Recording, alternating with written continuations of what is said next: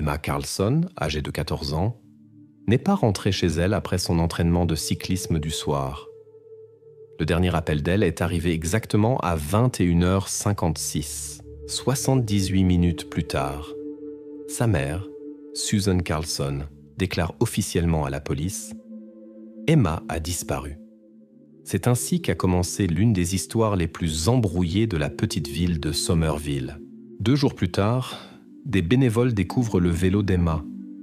Il gît sur la rive rocailleuse près du ruisseau Miller Creek, à 5 km de son itinéraire habituel. À côté du vélo, on voit distinctement des empreintes de pneus.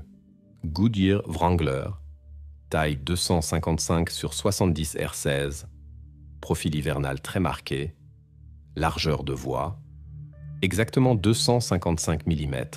L'entraîneur d'Emma à l'école, James Larkin, témoigne. Elle a terminé l'entraînement en dernier.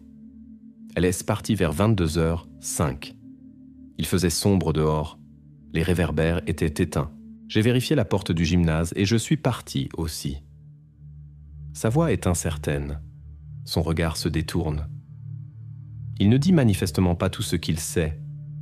Mais la police n'insiste pas encore. La caméra de surveillance du parking de l'école de sport enregistre un mouvement. À 22h14, un fourgon vert non éclairé apparaît dans le cadre. Le numéro d'immatriculation est illisible, la marque du véhicule indéterminable.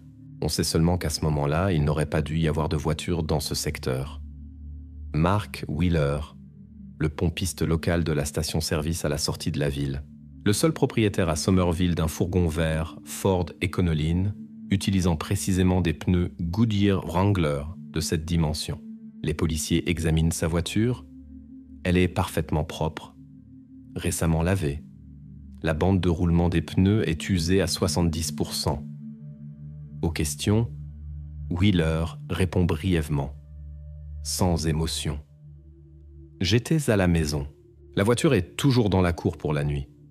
Vous pouvez demander à ma femme. » Cependant, il y a encore une autre personne sous le soupçon. James Larkin, l'entraîneur d'Emma.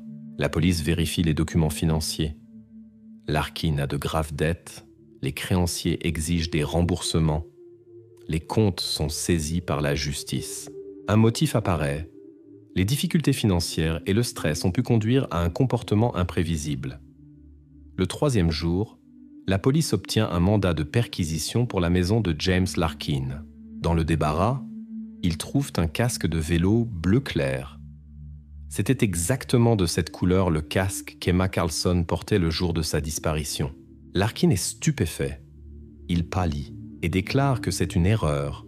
Le casque appartient à sa nièce, qui lui a rendu visite plusieurs fois l'été. La police enregistre le témoignage, mais ne retire pas encore cette version. Le casque est envoyé pour expertise au laboratoire de l'État. Le résultat est attendu dans les 24 heures. La patrouille de nuit lance un drone avec caméra thermique. À 3h24, le drone détecte une trace thermique dans la forêt à 900 mètres de la route de campagne menant de Miller Creek. La zone est difficile d'accès, pas de liaison, signal radio instable. La trace s'interrompt soudainement, comme si elle se dissolvait dans le brouillard épais de la nuit. Les policiers marquent les coordonnées et attendent l'aube. Aucun d'eux ne sait encore de qui est cette trace et si elle mènera à une quelconque explication de la disparition d'Emma. Le matin du 13 mars, seulement 11 heures après la disparition d'Emma Carlson, Mark Wheeler visite le magasin d'automobile Auto Parts Express. Les caméras l'enregistrent dans le magasin à 9h12 du matin. Le reçu, découvert plus tard par les enquêteurs, confirme l'achat. Un phare automobile halogène H6054. Le magasin est situé à 2,5 km de la maison de Wheeler. Le trajet à pied prend environ 30 minutes. La police dispose d'un nouvel indice. L'enregistrement de la caméra de surveillance de la station-service Pine Fuel de 3h19 cette même nuit. On y voit distinctement le fourgon vert de Wheeler. Le véhicule roule lentement. Le phare droit ne fonctionne pas. Malgré le mauvais éclairage, le numéro est partiellement distinguable et l'enquête confirme avec certitude, sur l'enregistrement, c'est bien le fourgon de Mark Wheeler. Cependant, une contradiction logique apparaît. Pourquoi, ayant découvert la panne au plus profond de la nuit, Wheeler n'a-t-il rien entrepris immédiatement? Au lieu de cela, il attend calmement le matin pour se rendre à pied au magasin. Cela oblige la police à examiner encore une fois attentivement ses déclarations.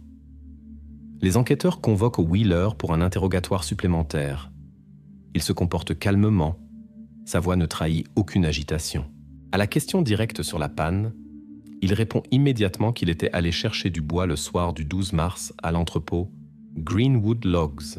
Prétendument, au retour, une pierre a endommagé le phare. C'est pourquoi la nuit, il a roulé prudemment et le matin, il l'a remplacé dès que le magasin a ouvert. Mais la vérification de cette version montre rapidement que Wheeler ment. Les enquêteurs étudient les enregistrements de vidéosurveillance et interrogent le personnel de l'entrepôt de bois. Le soir du 12 mars, personne n'a vu le fourgon vert de Wheeler. Son véhicule n'a été enregistré par aucune caméra de l'entrepôt. Le personnel confirme. Mark Wheeler n'a pas visité l'entrepôt ce soir-là. Le même jour, la police procède à un examen minutieux de l'habitacle du fourgon de Wheeler. Les enquêteurs supposent que dans le véhicule peuvent être cachés des indices importants.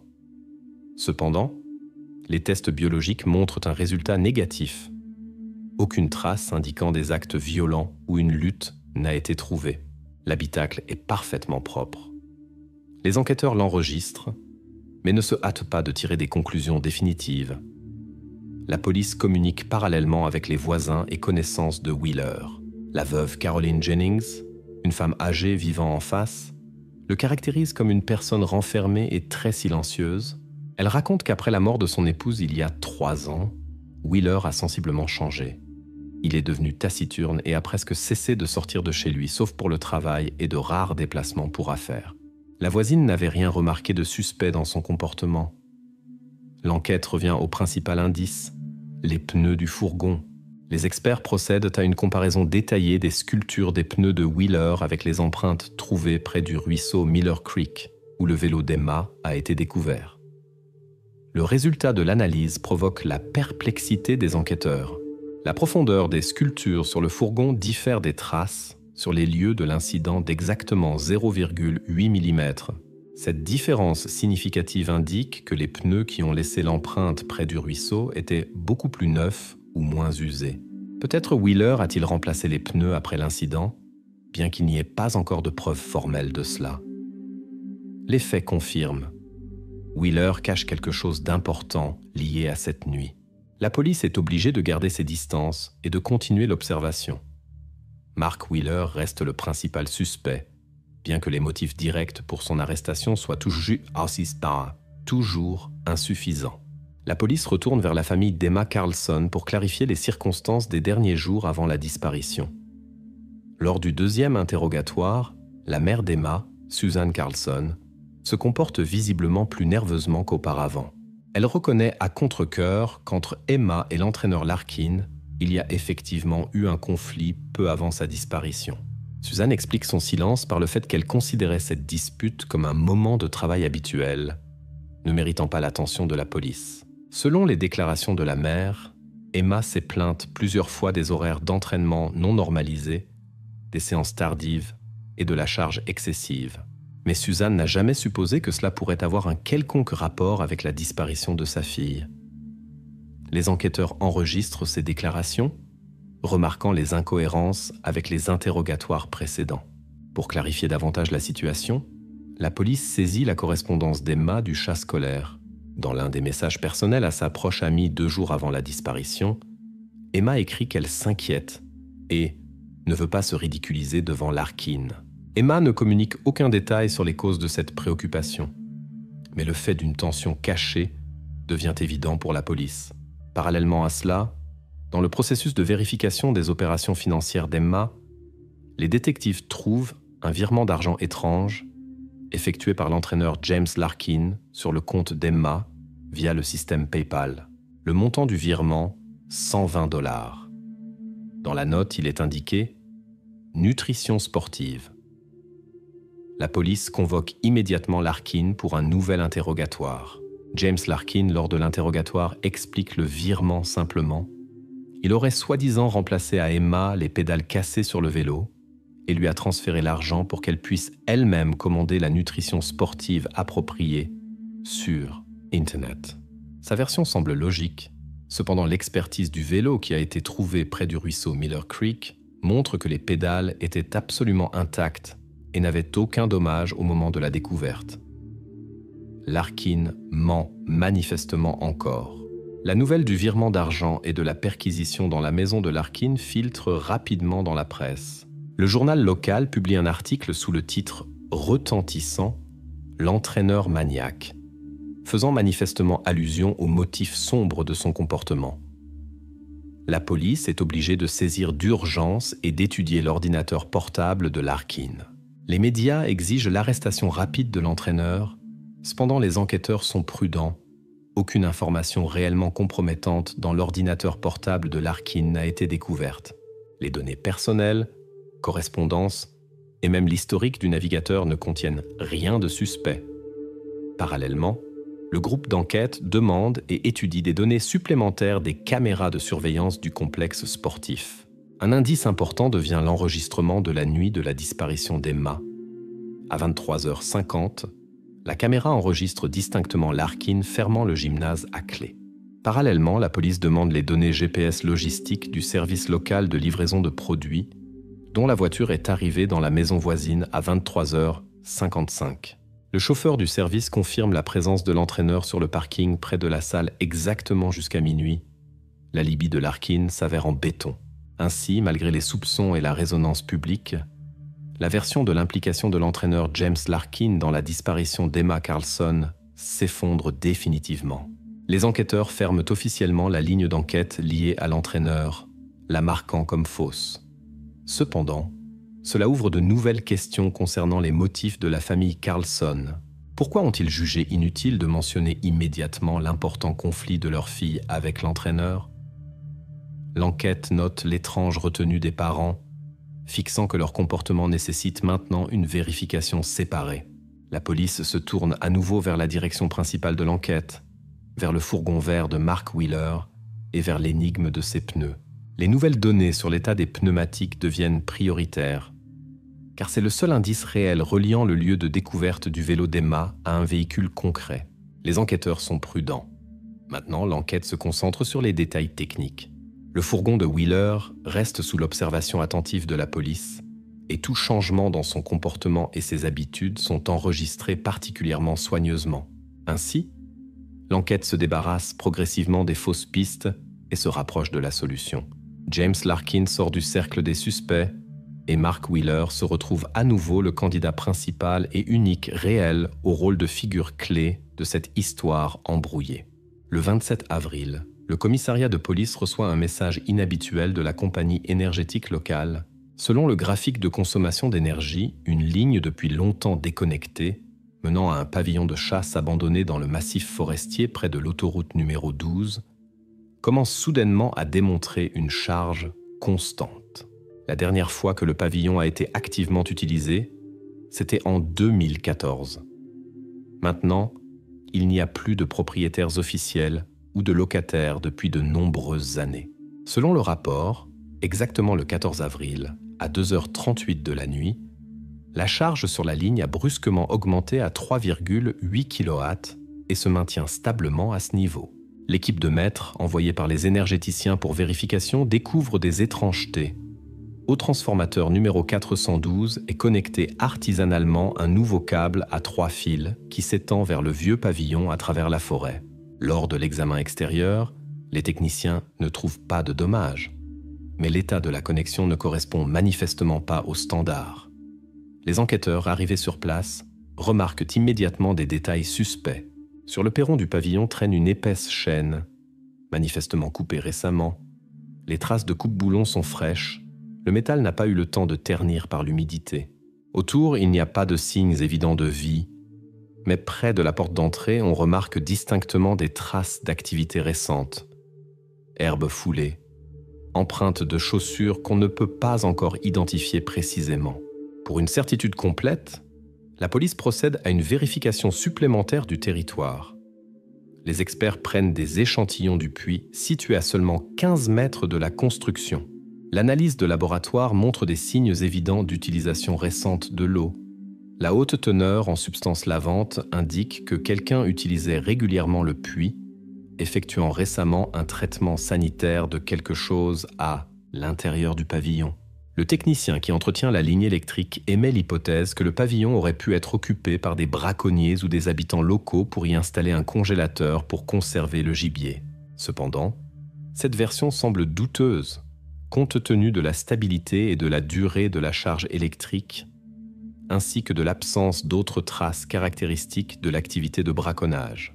En même temps, la police vérifie l'information reçue de chasseurs âgés connaissant cette région depuis de nombreuses années.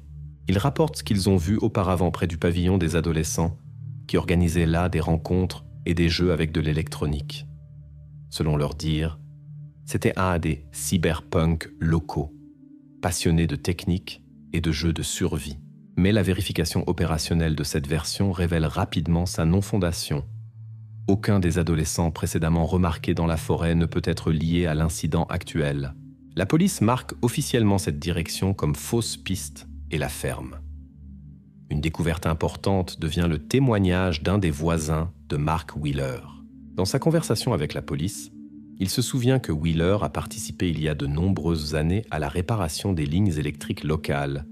Et selon ses dires, chez Mark à la maison est conservée une carte détaillée de toutes les lignes électriques forestières des environs. Cette information attire l'attention de l'enquête sur la figure de Wheeler, car elle le lie directement au lieu où la nouvelle anomalie a été découverte.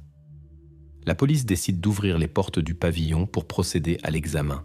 Agissant selon la procédure et ayant obtenu préalablement un mandat judiciaire, les enquêteurs ouvrent soigneusement la serrure. À l'intérieur, ils voient de vieux meubles, plusieurs boîtes vides de produits alimentaires, un générateur et une plaque électrique récemment installée.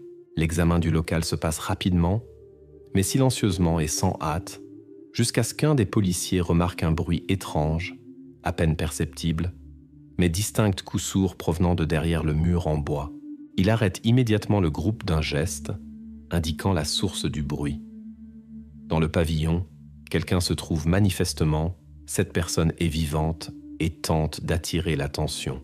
Les policiers cessent les actions actives et commencent une préparation prudente à l'extraction de celui qui s'est retrouvé derrière le mur. Ils fixent ce moment et appellent des renforts, ne se hâtant pas de commettre une erreur qui pourrait détruire un indice important. L'atmosphère change brusquement. Maintenant, le pavillon dans la forêt devient le point clé de l'enquête, reliant entre eux les détails épars qui jusqu'alors semblaient accidentels. Ainsi, la vieille ligne électrique est devenue inopinément l'accroche la plus importante dans l'affaire Emma Carlson.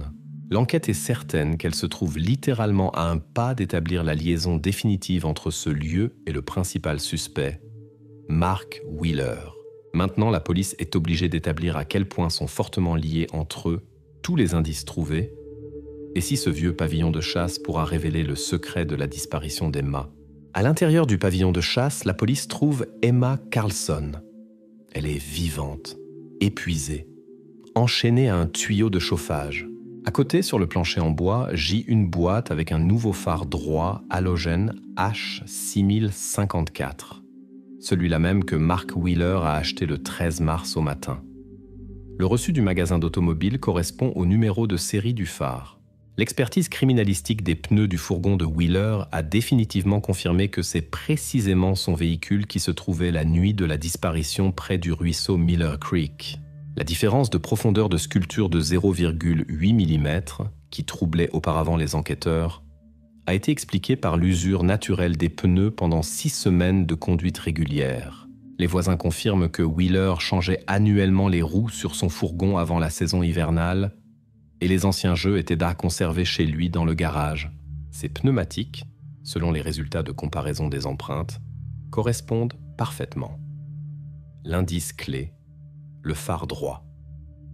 Les enquêteurs trouvent sur le pare-choc du fourgon de petits éclats de l'ancien phare. Ils confirment qu'il a été cassé précisément le soir du 12 mars, le jour de la disparition d'Emma. L'achat du nouveau phare le matin suivant est devenu encore une confirmation de l'implication de Wheeler dans le crime. Il a tenté de cacher les dommages du véhicule pour éviter l'attention de la police. La police a perquisitionné la maison de Mark Wheeler et y a découvert des documents confirmant son ancienne liaison avec la compagnie énergétique locale. Il s'est avéré que dans le passé, Wheeler travaillait comme électricien amateur, participait à la réparation et à l'entretien des lignes locales, y compris le transformateur numéro 412. Dans sa maison ont aussi été trouvées les clés du boîtier de distribution de cette même ligne qui alimentait le pavillon de chasse en énergie. Lors des interrogatoires, le psychiatre criminaliste a donné une conclusion sur le motif de Mark Wheeler. En 2019, il a perdu sa fille dans un accident d'automobile.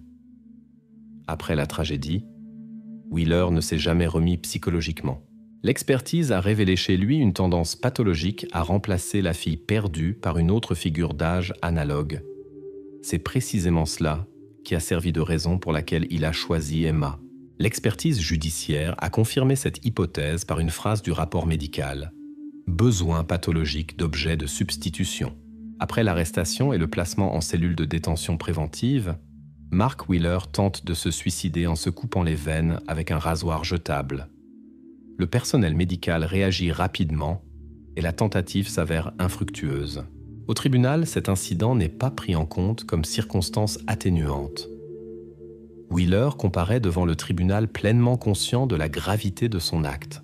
Le 28 février 2022, après plusieurs mois de procédure judiciaire, le juge du district prononce le jugement définitif. Mark Wheeler est reconnu coupable d'enlèvement et de séquestration illégale d'Emma Carlson et condamné à 28 ans d'emprisonnement sans droit à libération conditionnelle.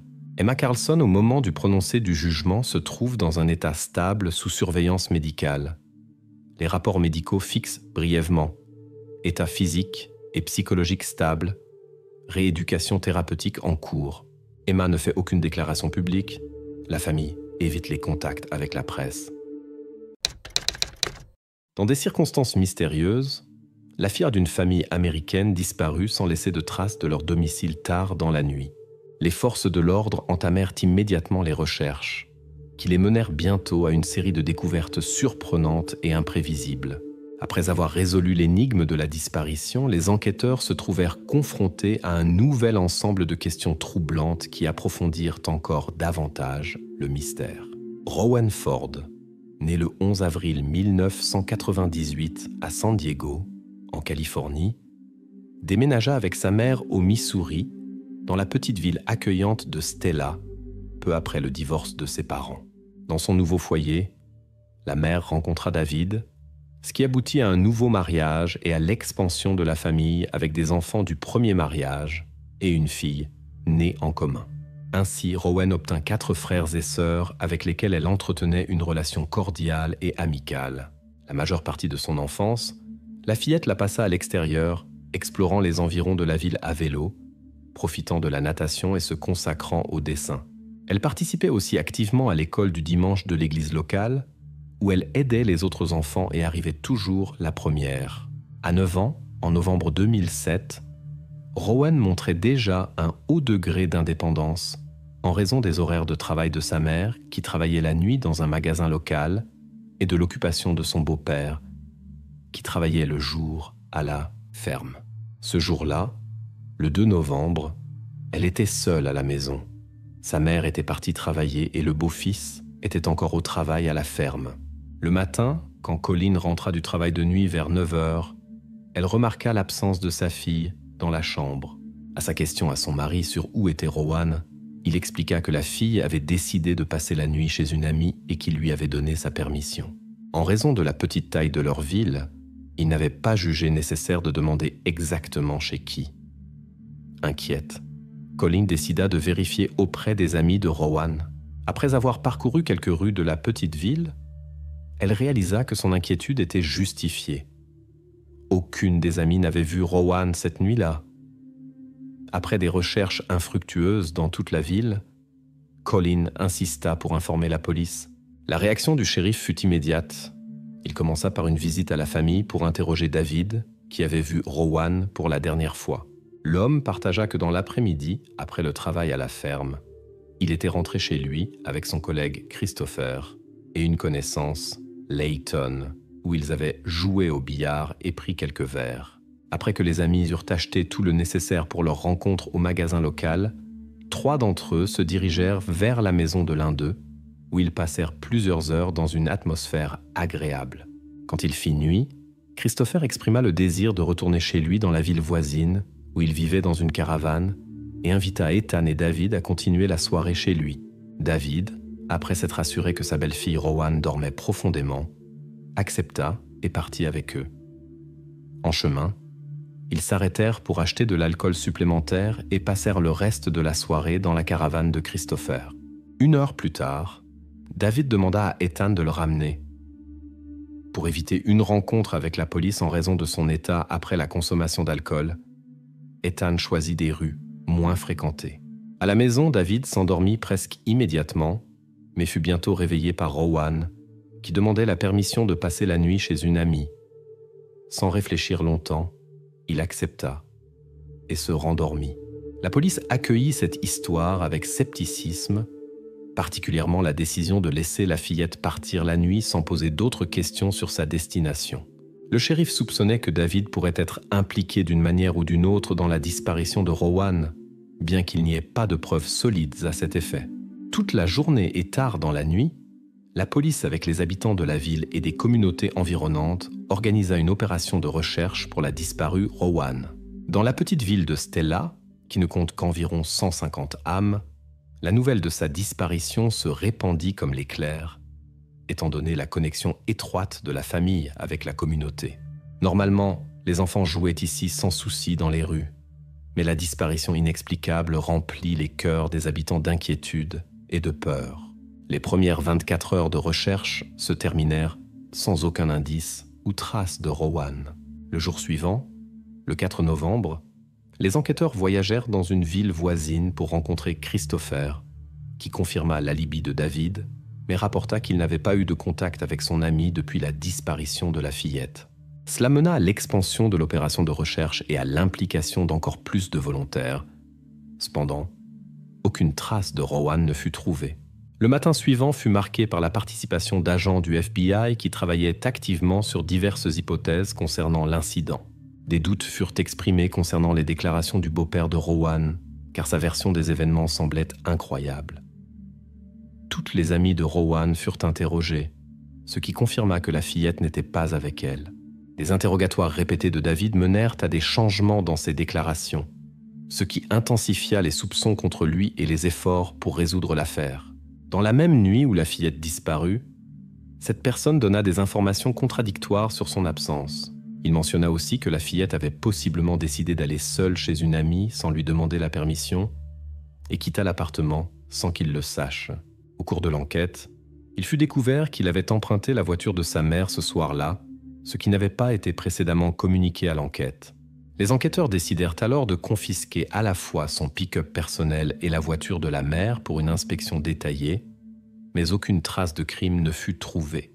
Parallèlement, les enquêteurs décidèrent de mener à nouveau des conversations avec Christopher et Newton, car tous deux avaient passé la soirée de la disparition avec le suspect. Christopher fut invité au poste de police, où il répéta sa version des événements précédemment exprimés. Il accepta aussi un interrogatoire utilisant un détecteur de mensonges, dont les résultats ne montrèrent aucun signe de tromperie. Et peu après, il fut libéré. Seulement quelques heures après avoir quitté la police et être retourné au travail, Christopher vit passer la voiture du shérif Clark et lui fit signe de s'arrêter. Le shérif Clark, chef du département de police de Whitman, connaissait Christopher depuis 17 ans et entretenait une relation amicale avec ses parents adoptifs, ce qui lui valut son respect. Après la mort de la mère de Christopher, il cherchait souvent le soutien de Clark. Lors de leur rencontre, ils discutèrent de la disparition de Rowan, bien que Clark ne soit pas directement impliqué dans l'enquête. Néanmoins, Clark sentit que le comportement de Christopher semblait étrange et soupçonna qu'il pourrait cacher quelque chose. Au moment où chaque minute était cruciale pour le destin de la disparue Rowan, Clark décida de ne pas cacher ses soupçons et chercha l'aide du FBI. Il organisa une rencontre avec les agents et partagea ses suppositions que Christopher pourrait cacher des détails importants sur les événements de cette nuit, possiblement même à la demande de Christopher lui-même. Ces informations pourraient indiquer sa participation à la disparition de Rowan. Le shérif prétendait avoir établi une relation de confiance avec Christopher et était prêt à essayer de convaincre Christopher de partager la vérité par peur des conséquences d'une participation. Le soir du même jour, Christopher se rendit à la maison de la mère de Rowan pour s'informer du progrès de l'enquête. En son absence, arrivèrent les agents du FBI qui avaient décidé de parler à nouveau avec la mère de Rowan. Quand Christopher les rencontra, il confirma sa version antérieure des événements de cette nuit, mais exprima pour la première fois des soupçons envers David et offrit son aide pour découvrir la vérité. Il était même prêt à prendre un risque en suggérant de s'utiliser comme appât avec un dispositif d'écoute pour obtenir une confession de David. Cependant, les agents décidèrent de reporter ce plan temporairement et demandèrent à Christopher des endroits où David aurait pu cacher des preuves liées à l'affaire. Le matin, après que la police eut reçu des informations d'un homme, elle commença une enquête approfondie des lieux indiqués et élargit le rayon de recherche dans le quartier de Stella. En même temps, David fut à nouveau invité à un interrogatoire au FBI où il continua à nier toute culpabilité. Les tentatives d'enquête dans sa maison restèrent infructueuses, laissant les enquêteurs sans preuves. Pendant ce temps, Christophe rendit visite au shérif Clark pour rendre compte de ses interactions avec les agents. Pendant leur conversation, Clark eut le sentiment que Christophe cachait quelque chose d'important. Après la rencontre, le shérif contacta immédiatement les enquêteurs et exprima le soupçon que Christophe pourrait avoir des informations qui pourraient incriminer David. En supposant que Christophe voulait partager des informations importantes mais hésitait, les agents du FBI insistèrent pour que Clark essaie de le convaincre. Étant donné les contacts répétés de Christophe avec le shérif concernant l'affaire, il était probable qu'il veuille effectivement révéler certains détails clés.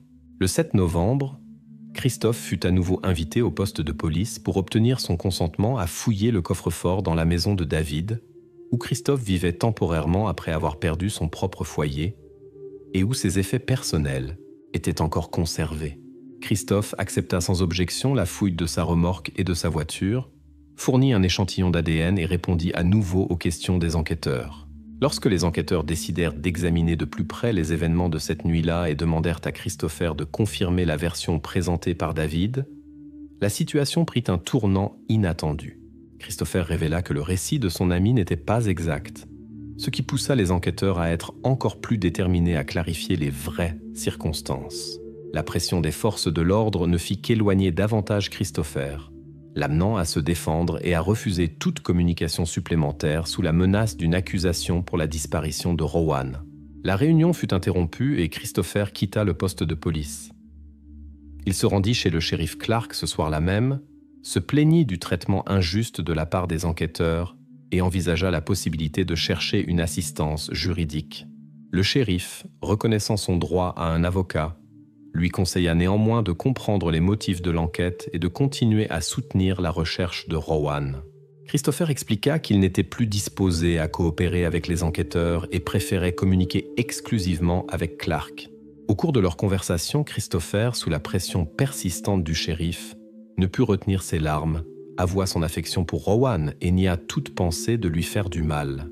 Il se souvint comment il s'était rapproché de la jeune femme, était presque devenu partie de sa famille et avait reçu le surnom affectueux d'oncle Christopher.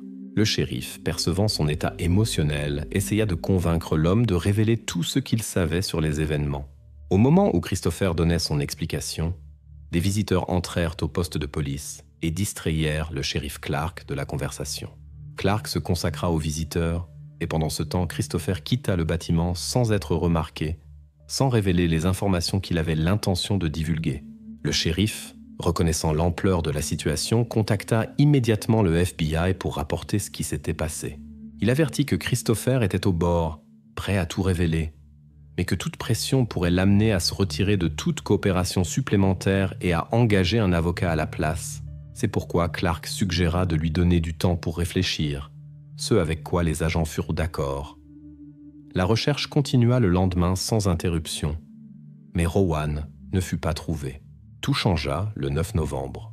Une semaine après la disparition, lorsque les équipes de recherche atteignirent une zone isolée près de Powell, à 16 km de Stella. Là, au milieu des forêts et des champs, ils découvrirent une dépression naturelle profonde. Sous une couche de feuilles et de débris, ils trouvèrent ce qu'ils avaient cherché tous ces jours. Rowan. Les circonstances de ce qui s'est passé sont telles qu'elles ne peuvent pas être décrites en détail sur YouTube, mais j'espère que vous pouvez imaginer ce qui s'est passé là-bas. Après la découverte, les agents du FBI contactèrent à nouveau le shérif Clark pour insister sur la nécessité d'interroger Christopher. Il s'avéra que Christopher était venu au poste ce matin-là même, quand Clark n'était pas présent, et avait laissé un message par l'intermédiaire d'autres employés qui soulignaient l'urgence d'une réunion. Le shérif commença immédiatement à chercher Christopher, parcourut tous les endroits possibles où il pourrait être, mais l'homme semblait avoir disparu de la surface de la Terre. L'histoire prit son cours lorsque Christopher décida de contacter Clark lui-même. L'inquiétude dans sa voix était perceptible.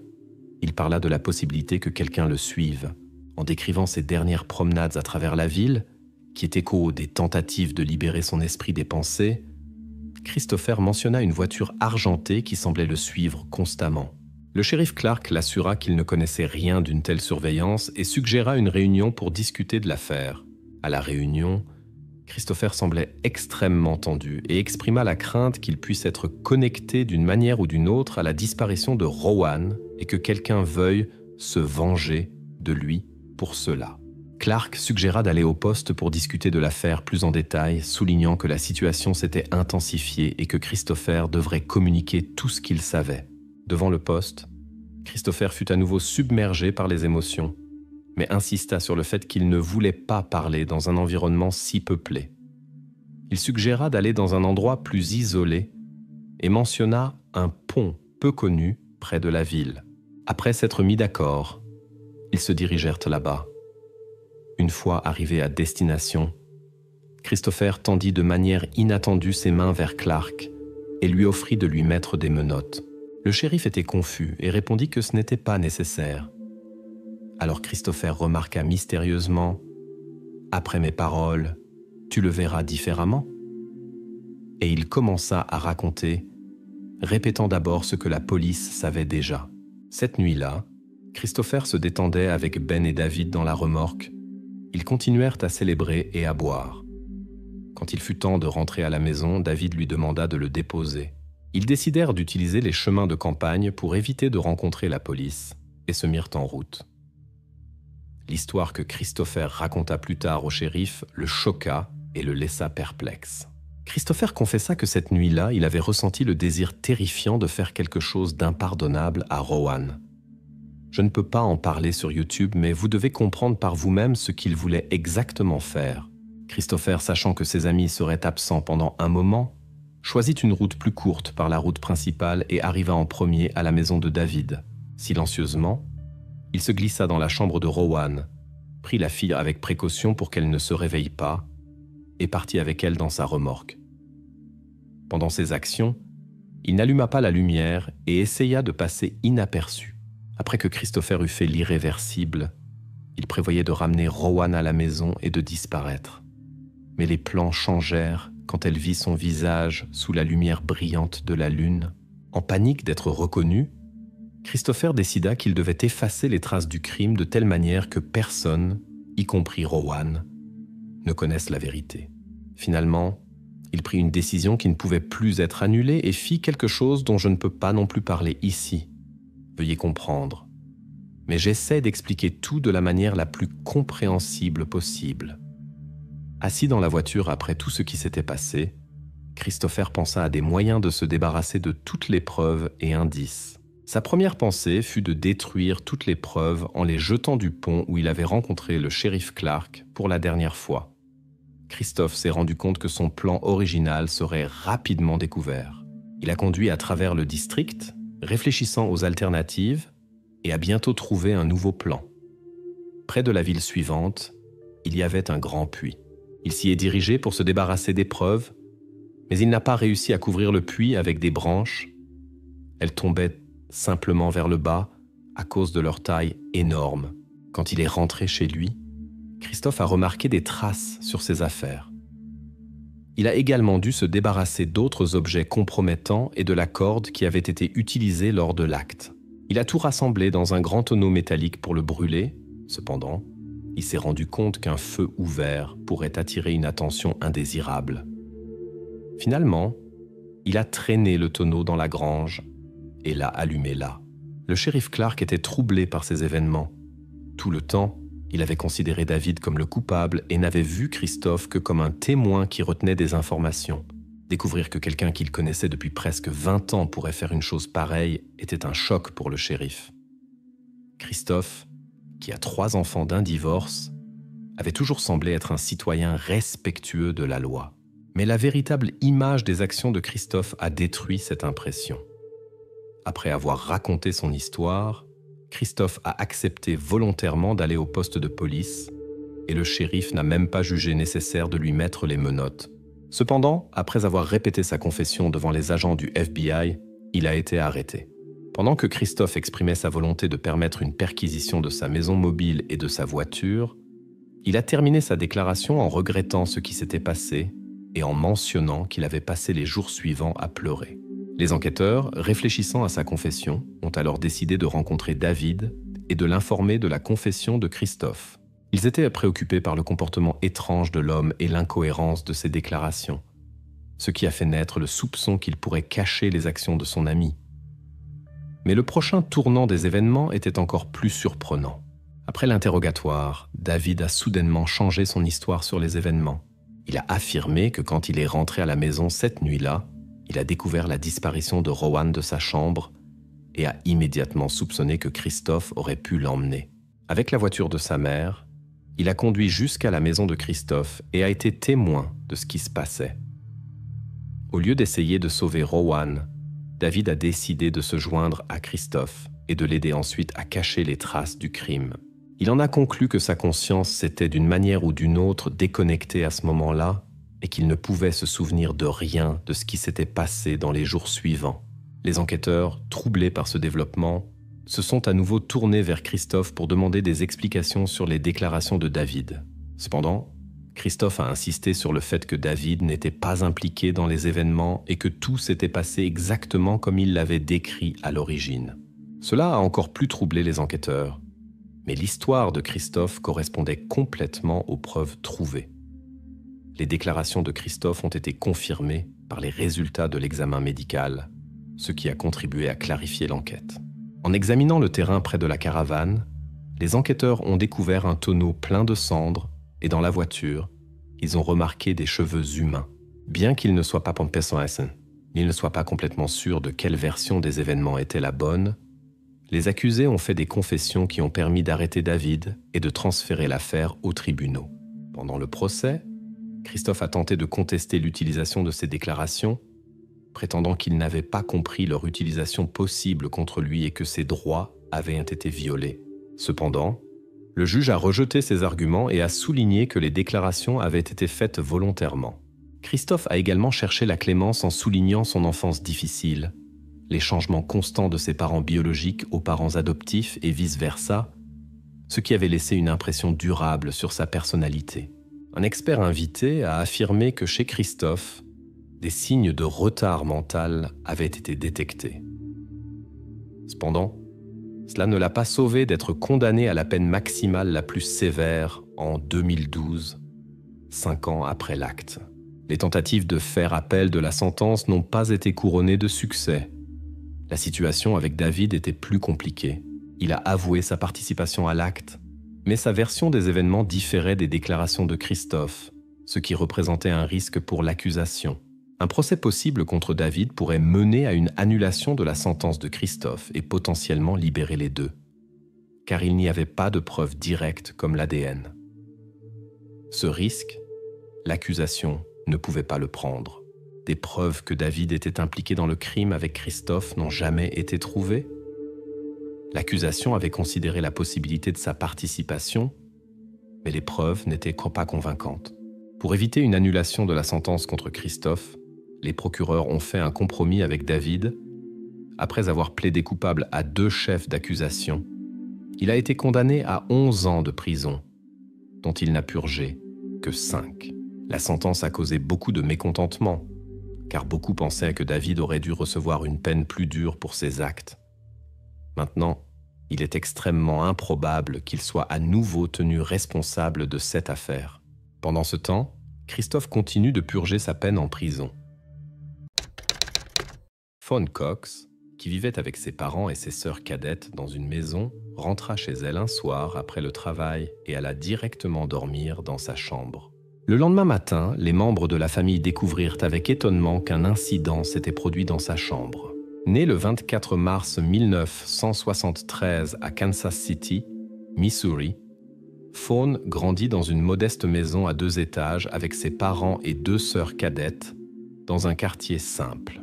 Malgré les revenus modestes de la famille, elle était toujours prête à aider ses parents, était active dans la congrégation de l'église et trouvait de la joie dans la natation.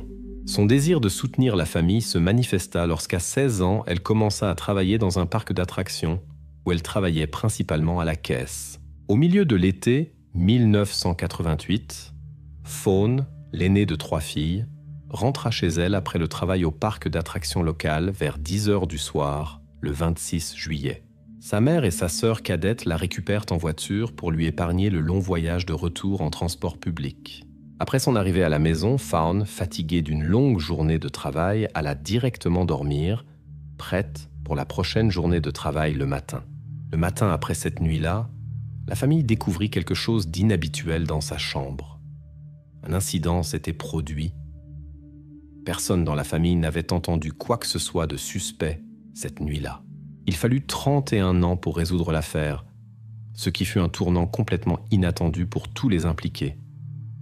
Cette nuit d'été, la température ne baissa même pas pendant la nuit.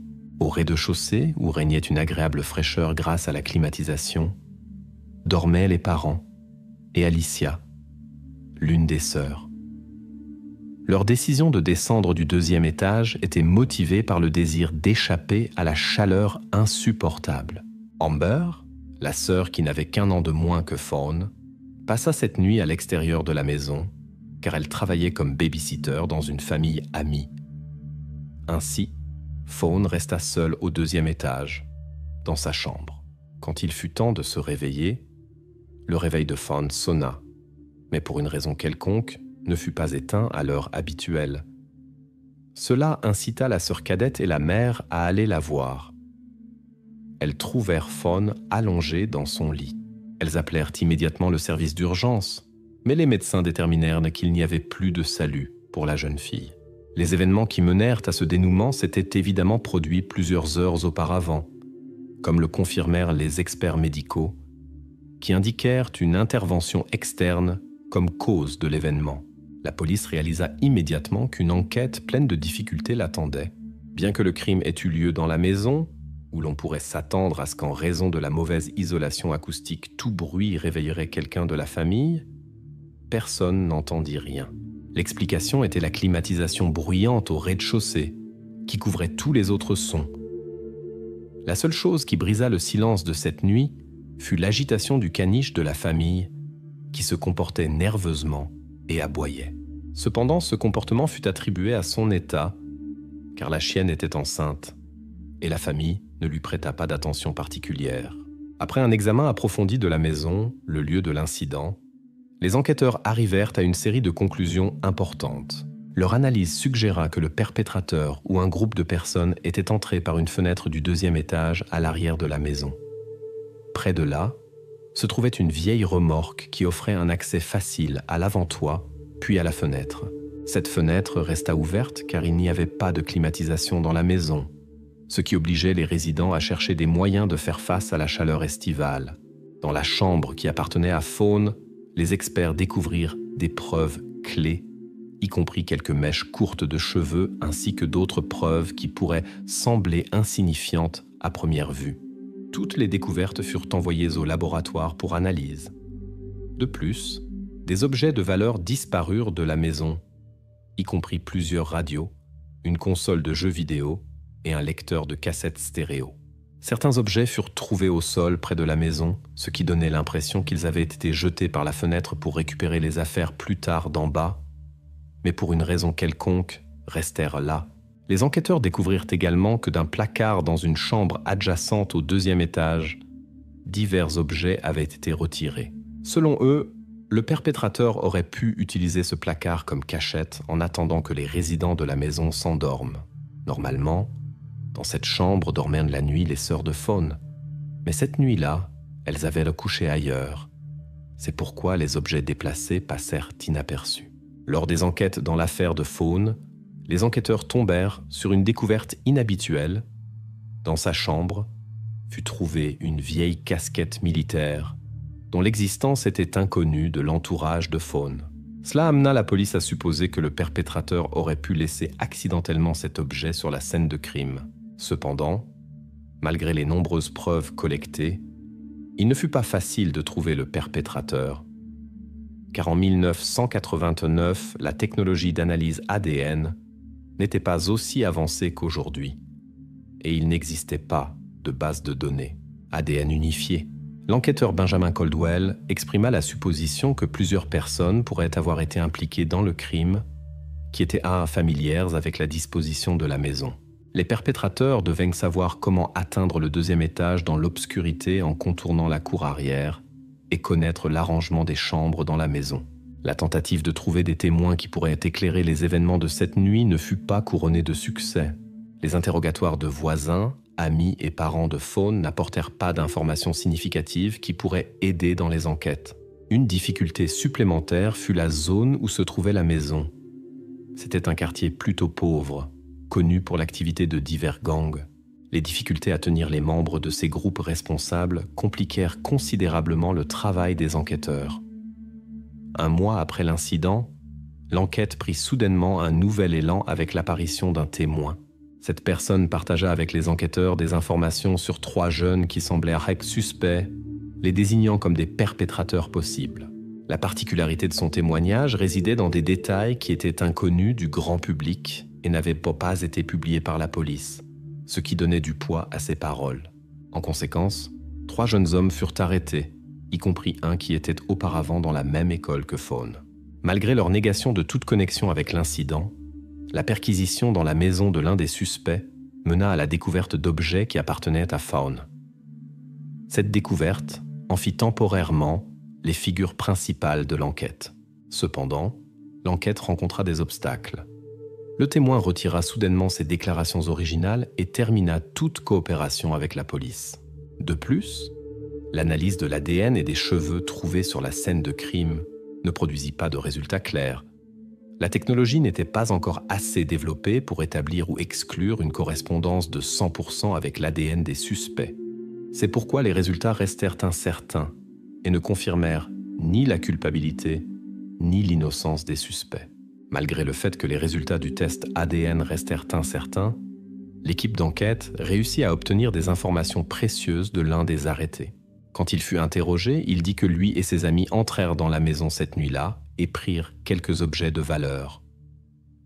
En décrivant son chemin vers la maison, il mentionna comment il atteignit le 2e étage en utilisant l'avant-toit. De plus, il mentionna quelques détails qui n'étaient pas connus auparavant de l'équipe d'enquête. Par exemple, l'incident avec le lecteur de cassette, dont la poignée se cassa et fut cachée par lui sous un buisson près de la maison. Les enquêteurs trouvèrent ledit objet exactement là où l'arrêté avait dit. Néanmoins, il retira plus tard sa déclaration et cessa de coopérer avec la police, ce qui rendit impossible l'utilisation de sa confession comme preuve au tribunal. À cause de cela et du manque de preuves supplémentaires, la police fut obligée de libérer les arrêtés et l'enquête atteignit à nouveau une impasse. Curieusement, l'une des personnes impliquées dans l'incident a passé 8 mois en prison pour avoir perdu des objets d'une maison appartenant à Fawn. Après cela, l'affaire fut temporairement fermée et archivée. Au début des années 2000, la police a repris les enquêtes en téléchargeant d'abord les échantillons d'ADN trouvés sur la scène de crime dans la base de données nouvellement créée. Dans cette base de données étaient stockés les profils ADN de personnes condamnées pour divers crimes. Malheureusement, personne parmi eux ne correspondait aux échantillons trouvés. Les progrès de la science, particulièrement dans l'analyse ADN, ont mené à la création d'une nouvelle base de données qui représenta un tournant dans l'enquête de l'affaire Fawn. Grâce à ce progrès, la police put analyser à nouveau les profils ADN de 3 suspects originaux avec des méthodes plus modernes. À la surprise générale, aucun des motifs ne correspondait aux preuves trouvées sur la scène de crime. Ce fait était particulièrement troublant, car les suspects possédaient des objets personnels de Fawn. Les enquêteurs conclurent que dans la nuit du crime, il n'y avait pas seulement les 3 suspects dans la maison de Fawn, qui cherchaient possiblement leurs affaires, mais aussi une 4e personne, qui était apparemment le véritable coupable. Cette supposition mena à encore plus de questions. Comment 4 personnes ont-elles pu entrer dans la maison sans être détectées, commettre l'acte et disparaître tout aussi discrètement? Cette question resta sans réponse, et l'affaire entra à nouveau dans une impasse. Avec les années, la foi de la famille Fawn que la vérité sortirait au grand jour s'amenuisait chaque jour davantage. Ils restent convaincus que les 3 hommes qui étaient dans leur maison cette nuit-là connaissent la clé du crime, mais préfèrent rester silencieux. Le seul espoir pour la famille réside maintenant dans les échantillons d'ADN conservés au laboratoire de police et qui pourraient éclairer le mystère. En l'année 2018 survint un incident sur lequel rapporta Amber, la sœur cadette de Fawn. Elle partagea sur un forum américain connu spécialisé dans les affaires non résolues des détails sur un crime qui était jusqu'alors inconnu de la police. En 23 ans d'existence, le forum a construit une solide réputation, car ses utilisateurs ont contribué à plusieurs reprises à résoudre des affaires importantes. Après qu'Amber eut vérifié son identité, cela donna crédibilité à ses paroles. Elle raconta qu'au moment où la mère n'était pas à la maison avec la fille cadette, parce qu'elles allaient la chercher au travail, et que son père dormait dans la maison, les criminels profitèrent de l'occasion pour entrer et se cacher dans un placard d'une des chambres vides du 2e étage, attendant le moment où toute la famille dormirait. Selon Amber, il y avait au moins 2 personnes parmi les criminels qui connaissaient Fawn personnellement. L'un d'eux était son camarade de classe, et l'autre l'avait rencontré quelques jours avant l'incident à l'église. Amber était présente lors de leur rencontre et remarqua que l'un des garçons montrait un intérêt romantique pour Fawn. Du récit d'Amber, il ressortait que le crime fut planifié à l'avance et que la disparition d'objets n'était qu'une partie de leur plan. Cette information révélée sur le forum attira une attention particulière et pourrait être un élément clé dans la résolution de l'affaire. Amber insista sur le fait que tout fut planifié à l'avance et qu'il ne s'agissait pas d'un incident aléatoire, comme l'avait supposé la police. La police soupçonne que les 3 garçons entrèrent dans la maison à la recherche d'objets de valeur avant de décider de commettre un crime plus grave. Mais Amber était sûre qu'ils agirent intentionnellement. Elle expliqua que dans leur modeste maison, il n'y avait rien qui puisse attirer l'attention. De plus, elle remarqua que les coupables utilisèrent des objets de sa sœur cadette de la chambre adjacente, ce qui indiquait leur planification préalable. Amber nota aussi que les coupables connaissaient probablement la routine de leur famille, de sorte qu'ils purent rester dans la maison sans être détectés. Les jours de semaine, Amber travaillait comme babysitter et n'était à la maison que dans la journée, tandis qu'elle passait les week-ends dans sa chambre au 1er étage, où logeaient aussi les 3 garçons. Elle soupçonnait que si les coupables n'avaient pas observé la maison, ils auraient pris le risque d'être découverts. La fille dit aussi que les coupables avaient dû observer la maison pour savoir quand sa mère et sa sœur cadette iraient la chercher au travail, ce qui leur aurait donné l'opportunité d'entrer sans être détectés. Malgré toutes les preuves d'Amber, celles-ci n'aidèrent pas beaucoup dans l'enquête de cet incident. En l'année 2018, les progrès à l'Institut d'analyse ADN firent des bonds énormes. Beaucoup d'affaires oubliées depuis des décennies trouvèrent leur résolution grâce aux technologies modernes. La famille Fawn, observant ces succès, ne pouvait comprendre pourquoi l'enquête policière de leur affaire ne fut pas reprise. Leurs demandes répétées aux enquêteurs se heurtaient toujours à la même explication. Pour une analyse ADN détaillée, nous avons besoin de fonds, et il y a des dizaines de telles affaires qui requièrent notre attention. Ainsi, il ne resta à la famille qu'à attendre le financement et leur tour. Cependant, la famille décida en l'année 2019 de prendre la situation en main et commença à collecter des fonds. Ils voulaient couvrir tous les coûts de l'analyse ADN et annoncèrent même une récompense de $10 000 pour des informations qui pourraient mener à l'arrestation du coupable. Leur initiative trouva un large écho dans les médias et grâce à de nombreuses interviews avec les proches, Beaucoup de personnes compatissantes répondirent à l'appel à l'aide. Grâce à cela, la somme nécessaire fut collectée assez rapidement. Mais malheureusement, même après de tels efforts, une déception attendait la famille. À la demande de la famille Fawn d'accélérer les enquêtes par une analyse ADN réalisée à leurs frais, l'autorité policière refusa. La raison principale du refus était qu'accorder une telle opportunité à une famille créerait un précédent qui pourrait mener à de nombreuses demandes d'autres familles dans des situations similaires. Selon les enquêteurs, cela ne serait pas faisable en raison du nombre limité de laboratoires pouvant effectuer des recherches si avancées. Néanmoins, ces laboratoires ont réalisé des progrès significatifs dans la recherche génétique, de la recherche de parents par l'ADN à la création de portraits faciaux basés sur des données génétiques. La famille Fawn était convaincue que le retard dans les enquêtes était lié à leur statut social et financier, car ils vivaient dans une zone moins prospère. Dans une interview, la sœur de Fawn exprima l'opinion que s'il s'était agi de personnes plus riches ou influentes, les enquêtes auraient progressé beaucoup plus rapidement.